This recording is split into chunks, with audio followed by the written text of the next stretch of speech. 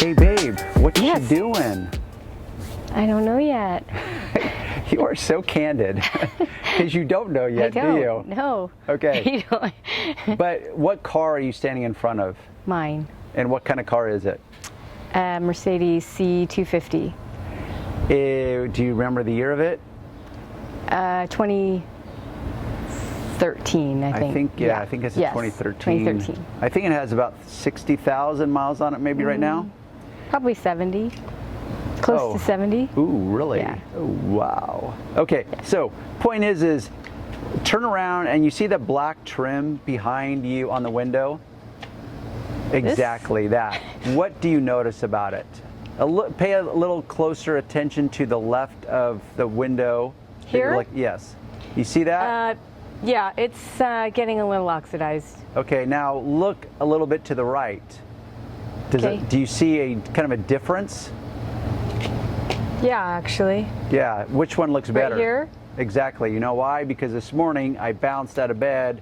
I came down here in anticipation of this moment and thought, shoot, this would make a good video moment. So I'm going to try to capture what is going on. In the world of, well, this thing called life, everything oxidizes. Now, you can look up oxidation and you'll get many interpretations of what that word means. Point being is that everything, when it's exposed to the elements, whether it's water, salt air, just air itself, will start to oxidize, age, weather, discolor. So on a car, there's endless types of materials. This gasket on the door is a rather stiff type of rubber, and it starts to create an uneven appearance to it, which in my world is unacceptable. So if I was detailing a car and I did not deal with this, Johnny customer might come out and say like, oh, Darren, you see this rubber? It doesn't look good. I don't like that. Is there something you can do about it? Well, the simple answer is yes, but the non-simple answer is, what do I do about it? That's the lesson of today's video. So here I already pre-treated, I cleaned it. That's all I've done so far, as I've cleaned this section. And once again, I never know what's going to capture and what's going to not. We have partly cloudy skies, so the sun is kind of being obscured and non-obscured at times. Right here, it's a very even texture, or not texture, but finish, because I've pre-cleaned this to see what kind of results that I could get. And notice down as I go here that it is more and more discolored. So, because I know there's many OCD people out there, it's like, hey Darren, what can I do? In your right hand, you have some generic, I have a difficult time pronouncing that word. It's just called rubbing alcohol generally, right. Isopropyl alcohol. We get it at Costco. In your right hand, which you don't even know, is, well, you kind of do. My left hand. Yes. Are you going to my you. left Yes, hand now? Yes, Okay. for me it's right. Okay, yes. In your left hand is Simple Green. It is dilute. I use a concentrate. You can find it on my website. It's my kind of my go-to product lately. It's an all-purpose cleaner. There's many uses, whether it's household or car. I have diluted that. That's my go-to dilution ratio is 10 parts. It's called 10 to 1. Okay. And just as an FYI, like, do you know what that means yourself? If someone says dilute it 10 to 1, what does that mean to you? 1 part Simple Green, 10 parts water. Exactly. It's amazing how many people ask me that. Like, right. like what does that mean 10 to 1 or 4 to 1 or 5 to 1? Well, you just choose an amount of concentrate. That's your 1 part. Right. And then you mix it with equal parts of whatever the dilution ratio says. So in this case, if I say 10 to 1, I pick a part, whether it's an ounce, a gallon, doesn't matter, right. But I just mix it with equal parts of water. I prefer distilled water because it's the purest type of water. So some people will have Simple Green around their house because it's so common, at least here in the United States. A lot of people will have alcohol, rubbing alcohol, that's a very common product around the house. So let me ask you this. What product do you think will produce better results? Just for cleaning that rubber, because that's what I'm going to do. Is I'm going to use an all-purpose cleaner and or a rubbing alcohol. I misspoke because I talked about it in the singular kind of. I said a rubbing alcohol. That doesn't even make sense. We know what you meant. Thank you. So I would pick Simple Green. Why is that? Well, I would be afraid that alcohol would maybe dry the material out. Yeah, which is a valid point, and I think a lot of people would come to that same conclusion. I know that yes, rubbing alcohol will dry things out, but I'm not worried about it for a couple reasons. One, my main intent is to be aggressive enough to remove that oxidation off of that rubberized material. Okay. So I didn't know oxidation could be removed. Yeah, I know. Okay. Well, okay, think about this. People talk about paint oxidation on their car, right? Right. And that can be removed or dealt with, right? Okay. So, I know. I mean, this is my world. It's not completely your world. So yes, there's metals oxidize, and they can call it different things. Like sometimes they want it to oxidize, and then they relabel it and they call it patina. Okay. Like if you take bare brass or copper and you expose it to the elements, it creates this natural patina. Right. That's just a glorified term for oxidation. But if it's like, let's say your pipes or your accents on your house, you want it to patina. You want it to oxidize because that's the look you're after. It's kind of like in the art world. Let's say you have a cast bronze statue or copper or whatever. You want it to naturally oxidize. Well, when it comes to a car, we don't want it. Right. How do we deal with it? This is today's lesson. So that was very valid in thinking like, oh, that's going to dry it out, which yes, it does dry it out, but it also removes the oxidation. So this lesson will be two parts: how to remove it, and then moving forward, is there things you can do to prevent it or at least delay it? Okay. So I'm going to have you, because I already did this, and that looks pretty dang good, right? Okay. I mean, that was anticlimactic. Yes. And I'm not trying to lead you. I really want you to say, like, would you say that looks like it should look? Clean. Clean, yes. Uniform in appearance, correct? Okay, so to ask a question, again, does that look like you think it should look if you were to buy this car brand new? Yes. Like, how would you want it to look then? Because there was some hesitation there. Well, I'm not sure. Is this going to be darker, or are you? What are you saying? It's a trick question. Yeah. Because you don't know. Like when you picked out this car, did you come in and say, "I got to check that black trim first"? No. No. No one would ever do that. So if this car was delivered and it was clean and shiny and all that stuff, and this rubber looked like that, would it even come on your radar? No. It wouldn't. But could I make it look shinier? Could I make it look darker? Yes, I can, and that's the next part of the lesson. But right now, because it has begun to oxidize, and by the way, this car, even though it's kept outdoors right now because we are remodeling, it's been garage kept. Yes. We didn't buy it brand new, but it had how many miles on it? About 22. Yeah, slightly used. But it's garage kept. But it still oxidizes because it also sits out in the sun every day while you're at work. Right. So it is exposed to the elements. So I already know which product works better. I was a little surprised because in my world, knowing what I use this for and have achieved in the past, my thought was that this would work a lot better than that. But to my chagrin, how about that word? Such a silly word. But to my surprise, that product worked better. So I was right. You were right. But you were also guessing, correct? Based on, oh yes you were, because you haven't cleaned this before. Have you? Let's be honest. Have you ever cleaned that? Have you even ever thought about that? Like seriously, have you? You haven't, because that's not your world. It's normal. It's not a disparaging moment, it's normal. But for some people like me, it's like I come out and think, gosh, that looks like crap. I got to do something about it. So here's some rubbing alcohol. So check this out. I'm just going to do this. And I'm applying just moderate pressure. You can interpret that whatever you mean. What do you think that is? Not good. Why? I don't know. Because it just seems not good, right? Yeah. Because it's like, whoa, that's disturbing. But look at that. Now, would you say that maybe that is good? Yeah.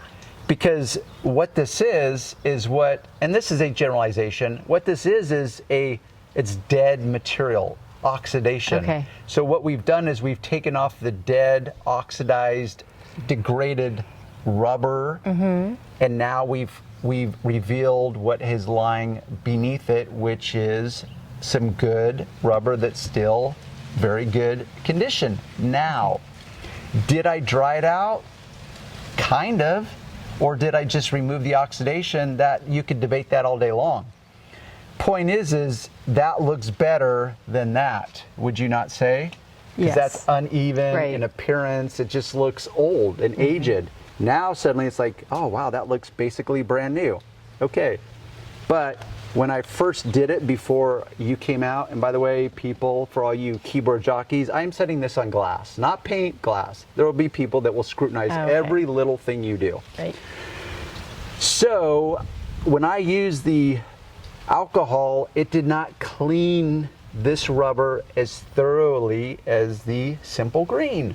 Simple Green is a biodegradable, ultra safe, non-caustic, low alkaline, all-purpose cleaner. I was surprised. I thought for sure that would outperform that hands down, but it just did better. So actually I'm gonna use the same cloth. Okay. Now I'm gonna have you do it. Oh. So let's just pretend you know less than what you know now.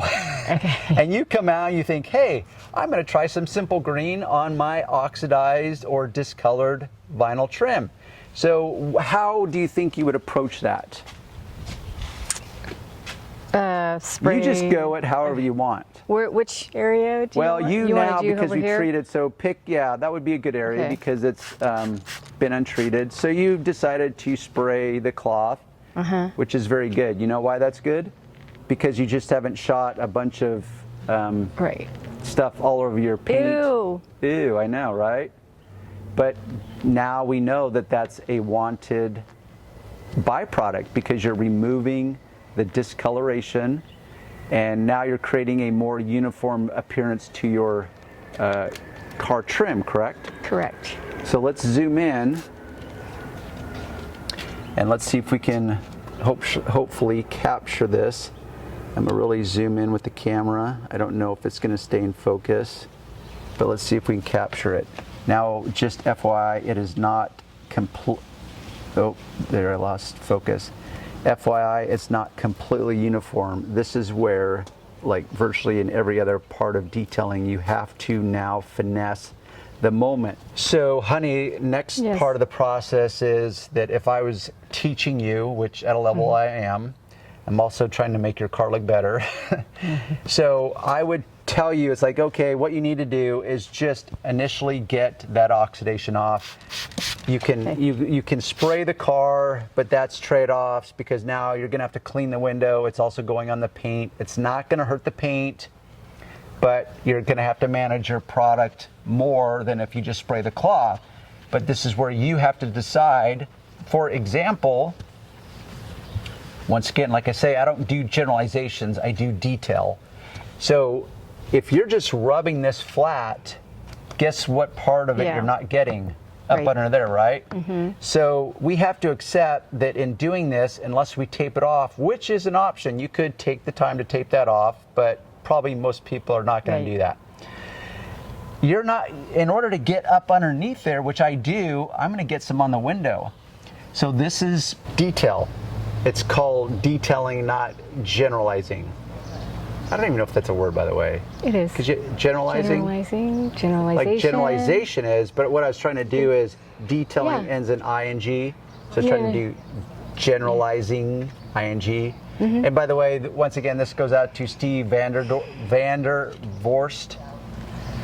Steve, if I just botched up your last name, I apologize. I believe he lives in Belgium. So Steve and I met years ago via this thing called the internet, and he came up with that term. It's not generalizing, Darren. It's called detailing. Yeah. And he was really kind of coming to my defense because someone was disparaging me for going on and on. And it's like, dude, I know.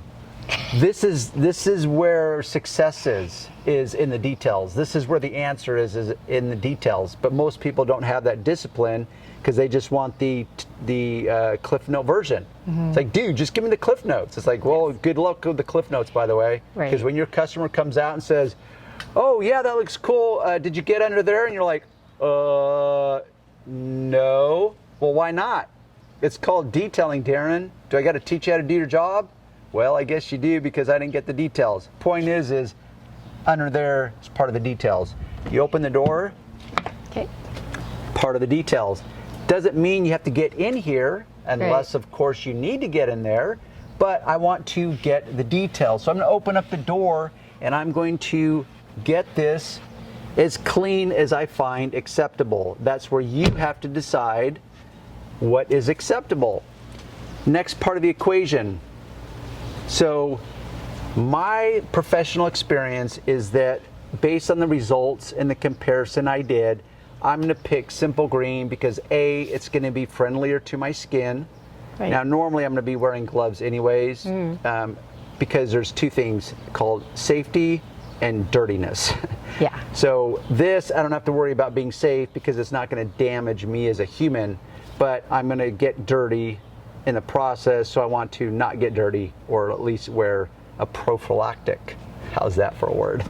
Normally it's associated, I know, with something else, but it just means a form of barrier to prevent things from unwanted things. Yes. So once again, setting on glass, we've cleaned it. I'm going to go with simple green. That's my go-to product. That's diluted 10-to-1, does a phenomenal job. We have a nice uniform appearance. Next question will be automatically, Darren, what do I do moving forward? Well, I'm going to offer up two very basic choices. Coincidentally, I had them sitting right behind me. We have, and yes, this is where people are going to say like, wow, dude, you're just selling your soul for CSI. Well, just to clarify, first off, I've been using these products for over 15 years. Why have I not been talking about them until recently? Because they weren't available until recently. Now they are to the general public. These were originally designed for the auto body world. They're labeled for the auto body world, which means there's not a whole lot of directions on them because at professional use, it's assumed that you know what you're doing to a higher degree than a lay person, what's called a lay person, someone that's a non-professional. So the simple answer would be the quick detailer. I'll have you hold that. Okay. Quick detailer, like, do you know what a quick detailer generally is intended for? Not really. Just to spot clean, like. Okay. Basically, a quick detailer has a number of uses. The basic use is to clean your paint of fine dust, fingerprint smudges. It's a way to spruce up your car. It's like you, okay? You know when you've already done all your makeup and you want to touch it up? This is what a detailer is. It's like a little touch up. Okay, it's not a thorough cleaning, it's a touching up. And it's used for paint specifically. Okay. But many detailers can be used on black trim of all kinds. So you notice this black trim is very hard. This black trim is soft and rubberized. This black trim is hard and plastic. This black trim is rubber. So it's like it's a mind F. There's so many things to deal with. So quick detailer. My rule is that you always shake any product. Sometimes it will say it, sometimes it won't. I shake it regardless. So you can spray it directly on the paint. And in this case, we're not actually dealing with the paint, we're dealing with that black trim. Guess what? It's a non-staining formulation. It's safe for any product. And what I can do and that's also, just to inject, this is also why I'm in love with this product. Regardless, if you see my other videos, regardless of whether I truly become a legal investor, a legal owner, what is so cool about this is because I know the owner, I can verify firsthand the ingredients of it, because there's some products that are so light and so easy to use, you can use them blindfolded. So in my cynical head, I think, does it really have stuff in it that's good for my paint? Or is it just kind of so superficial and easy to use that I walk away with a false sense of security? That's what goes through my head. But that's what's cool about this, is I can verify with the formulator, like firsthand, like Tom, I want to see those ingredients. So that's what's cool for me. So this stuff works. So that's the simple answer, is when you detail your car with a quick detailer, you can actually use this directly on it, and it does have ingredients that will be beneficial. You can interpret that however you want. Beneficial moving forward, it's a way to maintain it. So now, if you are going to maintain your car, every time that you are using the quick detailer, you would deliberately, and what I would do is I would deal with the paint first, then I would come, because you're always going to constantly get this rubberized material oxidizing moving forward no matter what. It's going to leach out. So you're going to get some black on your cloth almost no matter what. So I'm going to save it, see a little bit? I'm going to save that for the end so I don't commingle that with that. But it's a very suitable product. Your next point of entry is the Q7 Wax. Now this, because all of Tom's products, Clear Coat Solutions, is what's called true waterborne technology. They can all be used as a systematic approach. They're all meant to, they're formulated to meant to work in harmony with each product. Okay. But wax actually has wax in it. This does not have wax in it. It's meant as a gloss enhancer, a touch-up type of thing. This is meant to offer an additional form of protection while enhancing or creating gloss. But because it's a non-staining formulation, it's water-based, it will not stain this like you were saying in the other video. Back in the day, you would use turtle wax, it would haze up, you would wait for it to haze up, then you would buff it off. That ain't like this. It doesn't haze up in the traditional sense. And it's not gonna leave white residue. So this, based on how you're working, are you just treating this, or are you gonna do it in conjunction with doing or waxing your car? Based on how you would do it, you could either spray the cloth and go over the material, just like you did before, flip the cloth over, and you just buff it so that you create a nice even appearance. But because this is wax, it will penetrate this material differently. So there will be more finessing required with this, but that's the trade-off, is like wax that literally, and that really is counterintuitive to even myself. When Tom, over 15 years ago, first introduced me to that, it's like, dude, that doesn't even make sense. He goes, well, if you understand the chemistry of this material and the clear coat, you understand how waterborne technology can actually be beneficial and can be used on both types of materials. So that's where basic chemistry knowledge is helpful. Just know that if you choose a wax, which is a higher level of protection, we'll call it that, protection, you will have to finesse it more, but it's also going to create more of a gloss, for lack of a better word. Like if you were to scrutinize this babe, so down here I use the quick detailer, but if you look up here, does it, at least to my eye, and I don't think I'm projecting, that there's a kind of a richer appearance to it, more of a, what's the word I'm looking for? Not really a true gloss, but it looks more renewed. I'm struggling to figure out the best word, but can you interpret? So we have this section out, for example, we'll do this.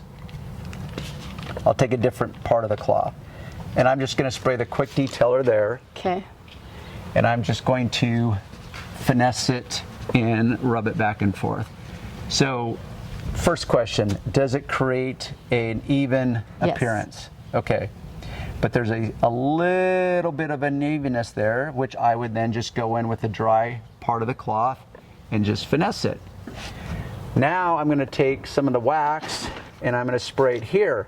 I'm going to pick a different section of the cloth and I'm going to rub it in, as well as rub it off of the glass and whatever. And this is where I take the cloth if I feel the need to and finesse it. Now you see here and you see here which looks shinier, or like for example, let's say pretend this was your leg and you had put lotion on one side, lotion on not the other side. That didn't come out well. Played out much differently in my head.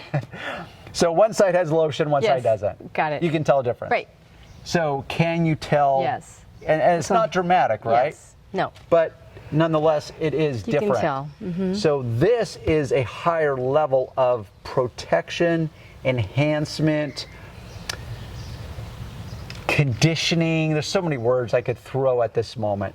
Point being is that's where you can decide. The point is that you have options. So that's how you clean it. That's how you take it to the next level. This is how I would maintain it. I would either use the Q7 wax as the kind of the ultimate. I would use the detailer as the less shiny, whatever you want to call it moment. Okay. So like you like to say in, I don't know what, 500,000 words or less? Yeah. That was probably like 500,000 words. Like 498,000 words. Anything you, as a novice, not to diminish you as a individual, but as a novice detailer to some degree, is there anything that you would like to impart to that audience that you think that maybe I glazed over or failed to anything? No. Okay. Bueller. Subtle, obscure reference to an 80s movie, right? What was that movie? Ferris Bueller. Yeah, Ferris Bueller's Day Off, specifically, right? Okay, guys, if you like what you see, what do, honey? You give it a thumbs up. And any comments, subscribe, hit the bell icon if you want to get alerted. And we will see you on the next video.